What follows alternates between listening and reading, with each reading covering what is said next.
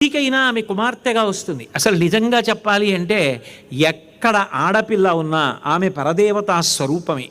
కాబట్టి మహానుభావుడు వీరభద్ర విజయంలో హిమవంతుడంతటి వాడంటాడు, అమ్మా నువ్వు నా కడుపున పుట్టడం వల్ల నేను పునీతమైపోయానమ్మా అంటాడు. నారాయణమూర్తికి నిన్ను దానం చేస్తున్నాను. కన్యాదానం చేయడము అంటే ఏదో ఇచ్చి చేయడం కాదు, పంచెల చాపి ఇచ్చినట్టో అరటిపళ్ళు ఇచ్చినట్టో. పుట్టింటి వారి హక్కు పోదు, చతుర్థీ విభక్తి వెయ్యరు. అందుకే దశ పూర్వేషాం దశాపరేషాం, తనకి ముందు 10 తరాలు వెనక 10 తరాలు తనతో కలిపి 21 తరాలు తరింపచేస్తోంది. నేను పక్షపాతం లేకుండా చెప్తున్నాను, మగపిల్లవాడైతే ఏ వంశంలో పుట్టాడో ఆ వంశం తరిస్తుంది, ఆడపిల్ల 2 వంశాలని తరింపచేస్తుంది, పుట్టినింటిని మెట్టినింటిని. సీతమ్మ కథే దానికి ప్రమాణం.